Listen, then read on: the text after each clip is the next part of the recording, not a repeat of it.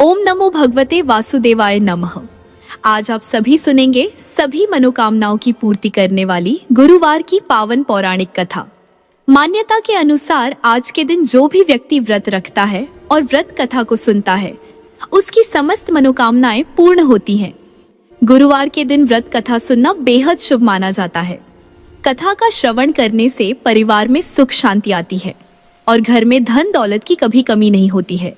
सभी श्रोताओं को बृहस्पतिवार अर्थात गुरुवार का व्रत करना चाहिए। भगवान बृहस्पति अपने भक्तों को कभी निराश नहीं करते हैं।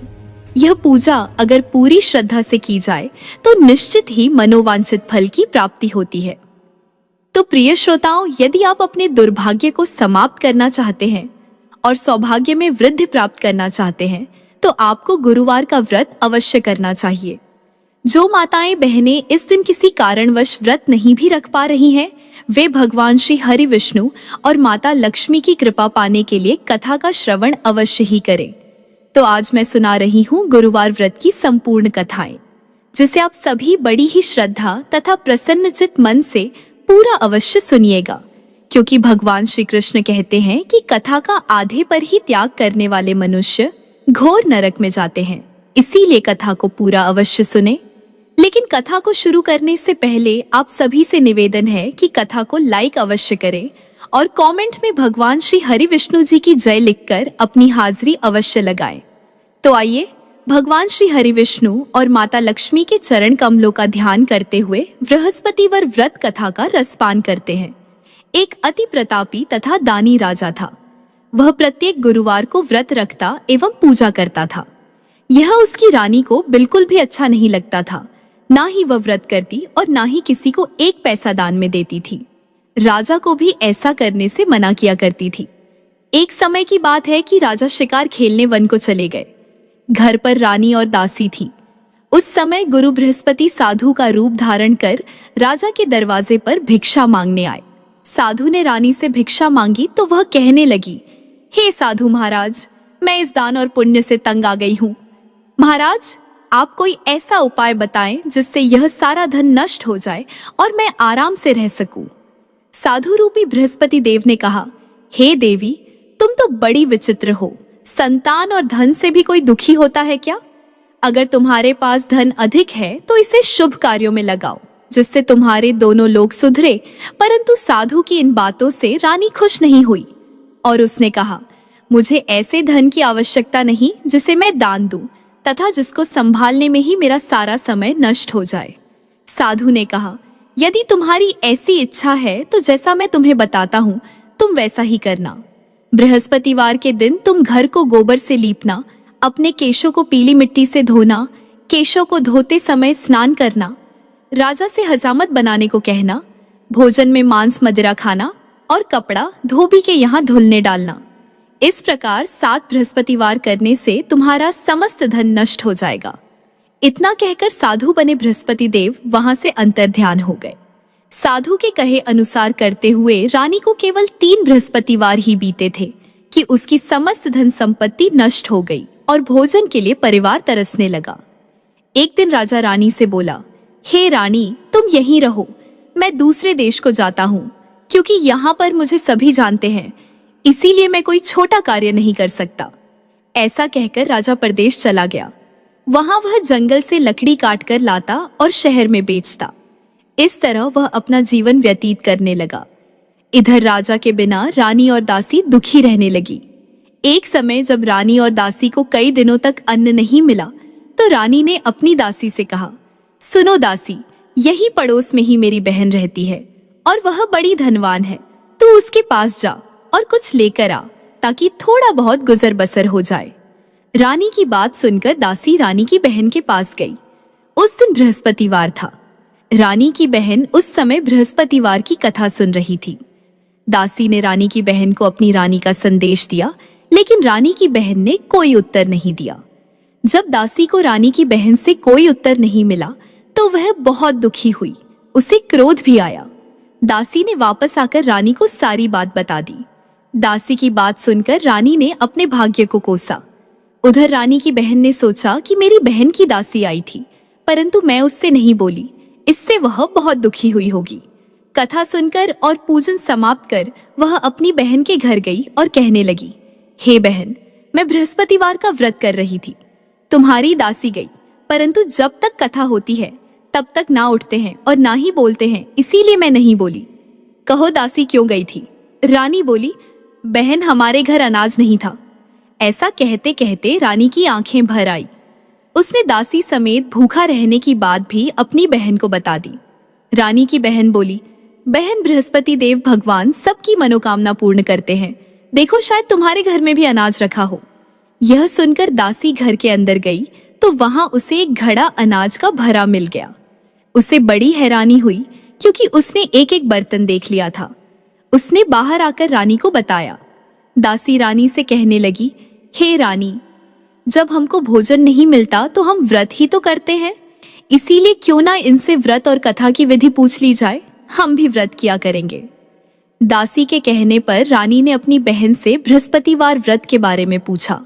उसकी बहन ने बताया, बृहस्पतिवार के व्रत में चने की दाल और मुनक्का से विष्णु भगवान का केले की जड़ में पूजन करे तथा दीपक जलाए, पीला भोजन करे तथा बृहस्पतिवार की कथा सुने। इससे गुरु भगवान प्रसन्न होते हैं और मनोकामना पूर्ण करते हैं। व्रत और पूजन की विधि बताकर रानी की बहन अपने घर लौट आई। रानी और दासी दोनों ने निश्चय किया कि बृहस्पति देव भगवान का पूजन जरूर करेंगे। 7 दिन बाद जब बृहस्पतिवार आया तो उन्होंने व्रत रखा। घुड़साल में जाकर चना और गुड़ बीन लाई तथा उसकी दाल से केले की जड़ तथा विष्णु भगवान का पूजन किया। अब पीला भोजन कहाँ से आए, यही सोचकर दोनों बड़ी दुखी हुई। परंतु उन्होंने बृहस्पतिवार का व्रत किया था, इसीलिए बृहस्पति देव एक साधारण व्यक्ति के रूप में आए और 2 थालों में पीला भोजन देकर बोले, हे दासी, यह भोजन तुम्हारे लिए और तुम्हारी रानी के लिए है, इसे तुम दोनों ग्रहण करना। दासी भोजन पाकर बहुत प्रसन्न हुई। उसने रानी को सारी बात बताई। उसके बाद से रानी और दासी प्रत्येक बृहस्पतिवार को गुरु भगवान का व्रत और पूजन करने लगी। बृहस्पति भगवान की कृपा से उनके पास धन हो गया, परंतु रानी फिर पहले की तरह आलस्य करने लगी। तब दासी बोली, देखो रानी, तुम पहले भी इस प्रकार आलस्य करती थी, तुम्हें धन के रखने में कष्ट होता था, इस कारण सभी धन नष्ट हो गया। अब गुरु भगवान की कृपा से धन मिला है तो फिर तुम्हें आलस्य होता है। बड़ी मुसीबतों के बाद हमने यह धन पाया है, इसीलिए हमें दान पुण्य करना चाहिए। अब तुम भूखे मनुष्य को भोजन कराओ, प्याऊ लगवाओ, ब्राह्मणों को दान दो, कुआं तालाब बावड़ी आदि का निर्माण कराओ, मंदिर पाठशाला बनवाकर ज्ञान दान दो, कुंवारी कन्याओं का विवाह करवाओ, अर्थात धन को शुभ कार्यों में खर्च करो, जिससे तुम्हारे कुल का यश बढ़े तथा स्वर्ग प्राप्त हो और पितृ प्रसन्न हो। दासी की बात मानकर रानी शुभ कर्म करने लगी और उसका यश चारों ओर फैलने लगा। एक दिन रानी और दासी आपस में विचार करने लगी कि ना जाने राजा किस दशा में होंगे। उनकी कोई खोज खबर भी नहीं है। उन्होंने श्रद्धा पूर्वक बृहस्पति भगवान से प्रार्थना की कि हे बृहस्पति देव महाराज, राजा जहाँ कहीं भी हो शीघ्र वापस आ जाए। उधर राजा प्रदेश में बहुत दुखी रहने लगा। वह प्रतिदिन जंगल से लकड़ी बीनकर लाता और उसे शहर में बेचकर अपने दुखी जीवन को बड़ी कठिनता से व्यतीत करता। एक दिन दुखी हो अपनी पुरानी बातों को याद करके वह रोने लगा और उदास हो गया। उसी समय राजा के पास बृहस्पति देव साधु के वेश में आकर बोले, हे लकड़हारे, तुम इस सुनसान जंगल में किस चिंता में बैठे हो, मुझे बतलाओ। यह सुन राजा के नेत्रों में जल भर आया। साधु की वंदना कर राजा ने अपनी संपूर्ण कहानी सुना दी। महात्मा दयालु होते हैं। वे राजा से बोले, हे राजा, तुम्हारी पत्नी ने बृहस्पति देव के प्रति अपराध किया था, जिसके कारण तुम्हारी यह दशा हुई। अब तुम चिंता मत करो, भगवान तुम्हें पहले से अधिक धन देंगे। देखो, तुम्हारी पत्नी ने बृहस्पतिवार का व्रत प्रारंभ कर दिया है। अब तुम भी बृहस्पतिवार का व्रत करके चने की दाल और गुड़ जल के लोटे में डालकर केले का पूजन करो। फिर कथा कहो या सुनो, भगवान तुम्हारी सब कामनाओं को पूर्ण करेंगे। साधु की बात सुनकर राजा बोला, हे साधु महाराज, लकड़ी बेचकर तो इतना पैसा भी नहीं बचता जिससे भोजन के उपरांत कुछ बचा सकूं। मैंने रात्रि में अपनी रानी को व्याकुल देखा है। मेरे पास कोई साधन नहीं है जिससे उसका समाचार जान सकूं। फिर मैं कौन सी कहानी कहूं, यह भी मुझको मालूम नहीं है। साधु ने कहा, हे राजन, मन में बृहस्पति भगवान के पूजन व्रत का निश्चय करो, वे स्वयं तुम्हारे लिए कोई राह बना देंगे। बृहस्पतिवार के दिन तुम रोजाना की तरह लकड़ियां लेकर शहर में जाना, तुम्हें रोज से 2 गुना धन मिलेगा, जिससे तुम भली भांति भोजन कर लोगे तथा बृहस्पति देव की पूजा का सामान भी आ जाएगा। जो तुमने बृहस्पतिवार की कहानी के बारे में पूछा है वह इस प्रकार है। प्राचीन काल में एक बहुत ही निर्धन ब्राह्मण रहता था। उसकी कोई संतान न थी। वह नित्य पूजा पाठ करता, परंतु उसकी स्त्री न स्नान करती और न किसी देवता का पूजन करती। इस कारण ब्राह्मण देवता बहुत दुखी रहते थे। भगवान की कृपा से ब्राह्मण के यहाँ एक कन्या उत्पन्न हुई और कन्या बड़ी होने लगी। प्रातः स्नान करके वह भगवान विष्णु का जप करती, बृहस्पतिवार का व्रत भी करने लगी। पूजा पाठ समाप्त कर पाठशाला जाती तो अपनी मुट्ठी में जौ भर के ले जाती और पाठशाला के मार्ग में डालती जाती। लौटते समय वही जौ स्वर्ण के हो जाते तो उनको बीन कर घर ले आती। एक दिन वह बालिका सूप में उन सोने के जौ को फटक कर साफ कर रही थी कि तभी उसकी माँ ने देख लिया और कहा कि हे बेटी, सोने के जौ को फटकने के लिए सोने का सूप भी तो होना चाहिए। दूसरे दिन गुरुवार था। कन्या ने व्रत रखा और बृहस्पति देव से सोने का सूप देने की प्रार्थना की। बृहस्पति देव ने उसकी प्रार्थना स्वीकार कर ली। रोजाना की तरह वह कन्या जौ फैलाती हुई पाठशाला चली गई। पाठशाला से लौटकर जब वह जौ बीन रही थी तो बृहस्पति देव की कृपा से उसे सोने का सूप मिला। उसे वह घर ले आई और उससे जौ साफ करने लगी, परंतु उसकी माँ का वही ढंग रहा। एक दिन की बात है, कन्या सोने के सूप में जब जौ साफ कर रही थी, उस समय उस नगर का राजकुमार वहां से निकला। कन्या के रूप और कार्य को देखकर वह उस पर मोहित हो गया। राजमहल आकर वह भोजन तथा जल त्याग कर उदास होकर लेट गया। राजा को जब राजकुमार द्वारा अन्न जल त्यागने का समाचार ज्ञात हुआ तो अपने मंत्रियों के साथ वह अपने पुत्र के पास गया और कारण पूछा। राजकुमार ने राजा को उस लड़की के घर का पता भी बता दिया। मंत्री उस लड़की के घर गया। मंत्री ने ब्राह्मण के समक्ष राजा की ओर से निवेदन किया। कुछ ही दिन बाद ब्राह्मण की कन्या का विवाह राजकुमार के साथ संपन्न हो गया। कन्या के घर से जाते ही ब्राह्मण के घर में पहले की भांति गरीबी का निवास हो गया। एक दिन दुखी होकर ब्राह्मण अपनी पुत्री से मिलने गए। बेटी ने पिता की अवस्था को देखा और अपनी माँ का हाल पूछा। ब्राह्मण ने सभी हाल कह सुनाया। कन्या ने बहुत सा धन देकर अपने पिता को विदा कर दिया, लेकिन कुछ दिन बाद फिर वही हाल हो गया। ब्राह्मण फिर अपनी कन्या के यहाँ गया और सभी हाल कहा तो पुत्री बोली, हे पिताजी, आप माताजी को यहाँ लिवा आओ, मैं उन्हें वह विधि बता दूंगी जिससे गरीबी दूर हो जाएगी। ब्राह्मण देवता अपनी पत्नी को साथ लेकर अपनी पुत्री के पास राजमहल पहुंचे तो पुत्री अपनी माँ को समझाने लगी कि हे माता, तुम प्रातःकाल स्नान आदि करके विष्णु भगवान का पूजन करो तो सब दरिद्रता दूर हो जाएगी। परंतु उसकी माँ ने उसकी एक भी बात नहीं मानी। वह प्रातःकाल उठकर अपनी पुत्री का बचे जूठन को खा लेती थी। एक दिन उसकी पुत्री को बहुत गुस्सा आया। उसने अपनी माँ को एक कोठरी में बंद कर दिया। प्रातः उसे स्नान आदि करा के पूजा पाठ करवाया तो उसकी माँ की बुद्धि ठीक हो गई। इसके बाद वह नियम से पूजा पाठ करने लगी और प्रत्येक बृहस्पतिवार को व्रत करने लगी। इस व्रत के प्रभाव से मृत्यु के बाद वह स्वर्ग को गई। वह ब्राह्मण भी सुखपूर्वक इस लोक का सुख भोग कर स्वर्ग को प्राप्त हुआ। इस तरह कहानी कहकर साधु बने देवता वहां से लोप हो गए। धीरे धीरे समय व्यतीत होने पर फिर बृहस्पतिवार का दिन आया। राजा जंगल से लकड़ी काटकर शहर में बेचने गया। राजा को उस दिन और दिनों से अधिक धन मिला। राजा ने चना गुड़ आदि लाकर बृहस्पतिवार का व्रत किया। उस दिन से उसके सभी क्लेश दूर हुए। परंतु जब अगले गुरुवार का दिन आया तो वह बृहस्पतिवार का व्रत करना भूल गया। इस कारण बृहस्पति भगवान नाराज हो गए। उस दिन उस नगर के राजा ने विशाल यज्ञ का आयोजन किया था तथा अपने समस्त राज्य में घोषणा करवा दी कि सभी मेरे यहाँ भोजन करने आवे और किसी के घर चूल्हा ना जले। इस आज्ञा को जो ना मानेगा उसको फांसी दे दी जाएगी।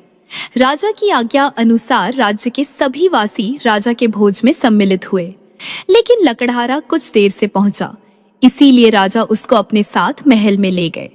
जब राजा लकड़हारे को भोजन करा रहे थे तो रानी की दृष्टि उस खूंटी पर पड़ी जिस पर उसका हार लटका हुआ था। उसे हार खूंटी पर लटका दिखाई नहीं दिया। रानी को निश्चय हो गया कि मेरा हार इस लकड़हारे ने चुरा लिया है। उसी समय सैनिक बुलवाकर उसको जेल में डलवा दिया। लकड़हारा जेल में विचार करने लगा कि न जाने कौन से पूर्व जन्म के कर्म से मुझे यह दुख प्राप्त हुआ है, और जंगल में मिले साधु को याद करने लगा। तत्काल बृहस्पति देव साधु के रूप में प्रकट हो गए और कहने लगे, अरे मूर्ख, तूने बृहस्पति देवता की कथा नहीं की, उसी कारण तुझे यह दुख प्राप्त हुआ है। अब चिंता मत कर, बृहस्पतिवार के दिन जेल खाने के दरवाजे पर तुझे 4 पैसे पड़े मिलेंगे। उनसे तू बृहस्पतिवार की पूजा करना तो तेरे सभी कष्ट दूर हो जाएंगे। अगले बृहस्पतिवार उसे जेल के द्वार पर 4 पैसे मिले। राजा ने पूजा का सामान मंगवाकर कथा कही और प्रसाद बांटा। उसी रात्रि में बृहस्पति देव ने उस नगर के राजा को स्वप्न में कहा, हे राजा, तूने जिसे जेल में बंद किया है उसे कल सुबह छोड़ देना, क्योंकि वह निर्दोष है।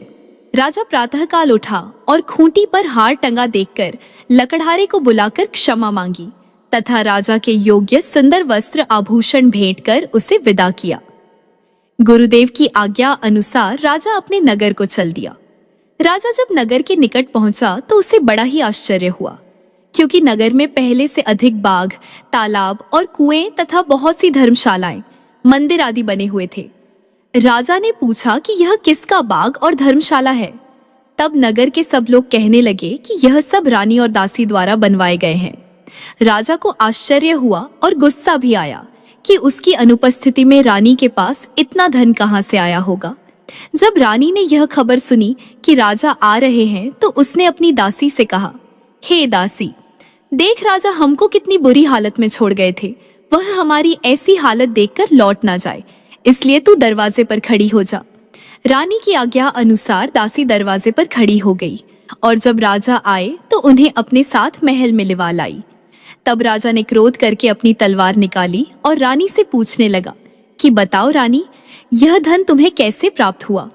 तब रानी ने सारी कथा कह सुनाई। राजा ने निश्चय की कि मैं रोजाना दिन में 3 बार कहानी कहा करूंगा और रोज व्रत किया करूंगा। अब हर समय राजा के दुपट्टे में चने की दाल बंधी रहती तथा दिन में 3 बार कथा कहता। एक रोज राजा ने विचार किया कि चलो अपनी बहन के यहाँ हो आऊं।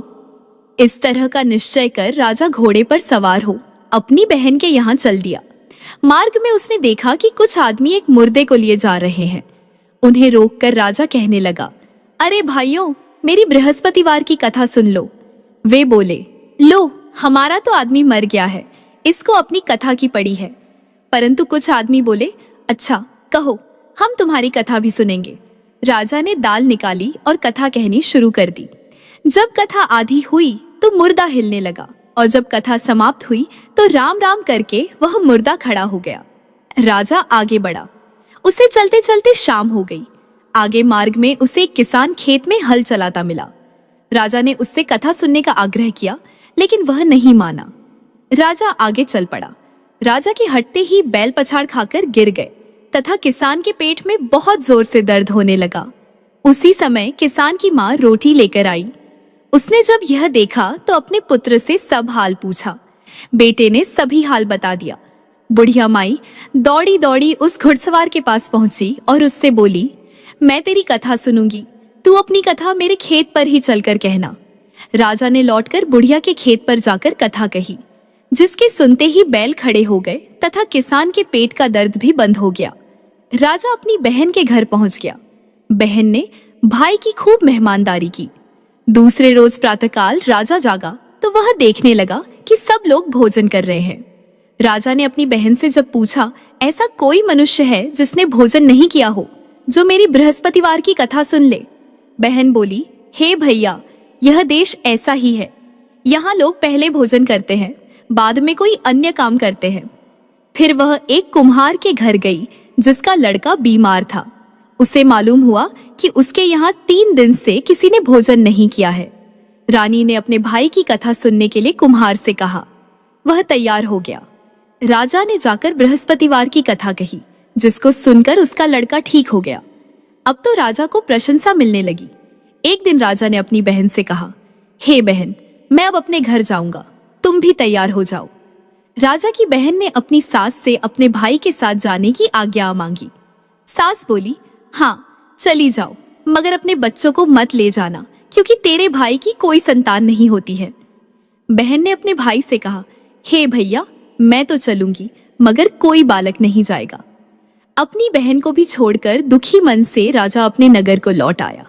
राजा ने अपनी रानी से सारी कथा बताई और बिना भोजन किए वह शैया पर लेट गया। रानी बोली, हे प्रभु, बृहस्पति देव ने हमें सब कुछ दिया है, वे हमें संतान अवश्य देंगे। उसी रात बृहस्पति देव ने राजा को स्वप्न में कहा, हे राजा, उठ, सभी सोच त्याग दे, तेरी रानी गर्भवती है। राजा को यह जानकर बड़ी खुशी हुई। 9वें महीने रानी के गर्भ से एक सुंदर पुत्र पैदा हुआ। तब राजा बोला, हे रानी, स्त्री बिना भोजन के रह सकती है, परंतु बिना कहे नहीं रह सकती। जब मेरी बहन आए तो तुम उससे कुछ मत कहना। रानी ने हाँ कर दी।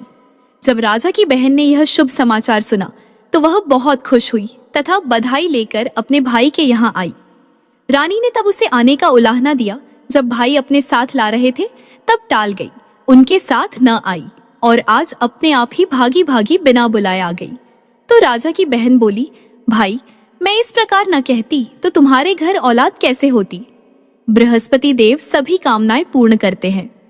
जो सद्भावना पूर्वक बृहस्पतिवार का व्रत करता है एवं कथा पढ़ता है अथवा सुनता है और दूसरों को सुनाता है, बृहस्पति देव उसकी सभी मनोकामनाएं पूर्ण करते हैं, उनकी सदैव रक्षा करते हैं। जो संसार में सद्भावना से गुरुदेव का पूजन एवं व्रत सच्चे हृदय से करते हैं, उनकी सभी मनोकामनाएं वैसे ही पूर्ण होती हैं जैसे ही सच्ची भावना से रानी और राजा ने बृहस्पति देव की कथा का गुणगान किया तो उनकी सभी इच्छाएं बृहस्पति देव जी ने पूर्ण की। अनजाने में भी बृहस्पति देव की उपेक्षा न करें, ऐसा करने से सुख शांति नष्ट हो जाती है। इसीलिए सबको कथा सुनने के बाद प्रसाद लेकर जाना चाहिए। हृदय से उनका मनन करते हुए जयकारा बोलना चाहिए। बोलिए श्री हरि विष्णु की जय, बृहस्पति देव की जय। प्रिय भक्तजनों, आइए सुनते हैं बृहस्पतिवार की दूसरी कथा। एक दिन इंद्र बड़े अहंकार से अपने सिंहासन पर बैठे थे और बहुत से देवता, ऋषि, गंधर्व, किन्नर आदि सभी सभा में उपस्थित थे।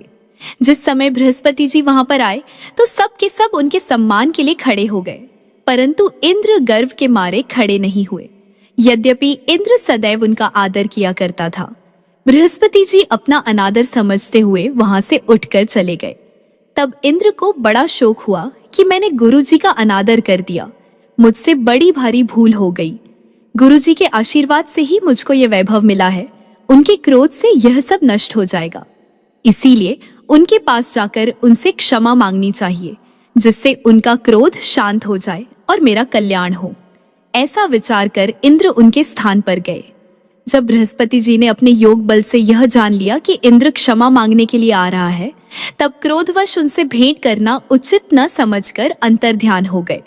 जब इंद्र ने बृहस्पति जी को घर पर न देखा, तब निराश होकर लौट आए।